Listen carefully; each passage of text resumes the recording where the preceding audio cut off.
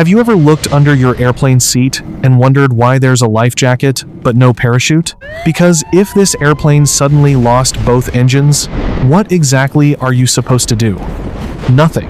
At 35,000 feet, surrounded by hundreds of strangers, there isn't a single escape plan, no emergency exit, no parachute, no second chance. Military pilots eject.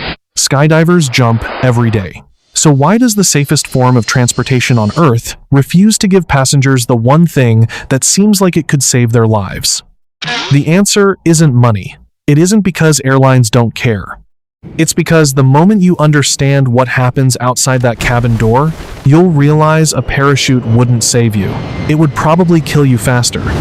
Which brings up the first question. Why can't passengers just wear a parachute? Let's say the pilot somehow handed every passenger a parachute.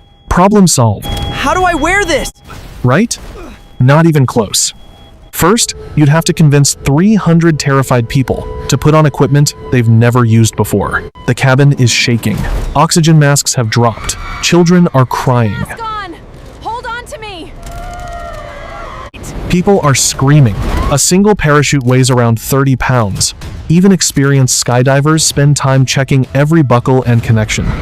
Now imagine hundreds of frightened passengers trying to do that in total panic. It would be complete chaos. But let's assume the impossible. Everyone gets their parachute on perfectly. That leads to the next problem. Why can't you just open the door? Because at 35,000 feet, the airplane isn't just moving through the air. It's sealed against it. The cabin is pressurized, while the air outside is incredibly thin. That difference creates thousands of pounds of force holding every door shut. A person couldn't simply pull it open. The sky itself is holding it closed. But let's imagine the impossible. Let's say the door somehow opens. At nearly 500 miles per hour, the air outside hits with incredible force. The moment you leave the aircraft, that blast of air could send you tumbling uncontrollably. I can't control before your parachute even has a chance to work. And you aren't jumping into empty space. You're surrounded by wings, engines, and the aircraft's tail. A single impact with any of them would be fatal. So, if passengers can't jump out, why not parachute the whole plane? It sounds impossible, except engineers actually built one. It's called a ballistic recovery system. On small aircraft, if the engine fails, a rocket fires a giant parachute out of the fuselage, slowing the entire airplane down. So why not put the same system on a Boeing 747? Because this is where physics takes over. A small aircraft weighs around 3,000 pounds. A fully loaded Boeing 747 can weigh close to 1 million pounds, more than 300 times heavier.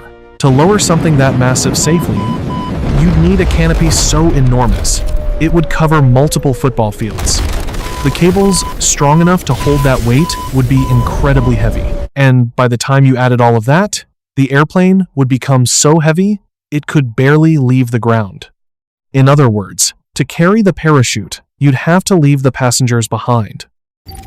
So, if parachutes aren't the answer, how are airplanes made safe instead?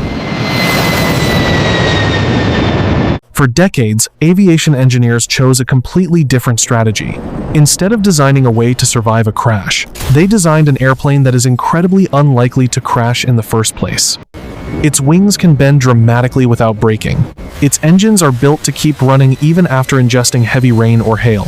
Critical systems are backed up again, and again, and again. That's why the life jacket is under your seat. A water landing is survivable. Jumping from a jet at cruising altitude isn't. The safest place during an in-flight emergency isn't outside the airplane, it's inside it. But even the safest machines ever built still depend on one thing: human decisions. The automated systems still depend on one thing: human decisions.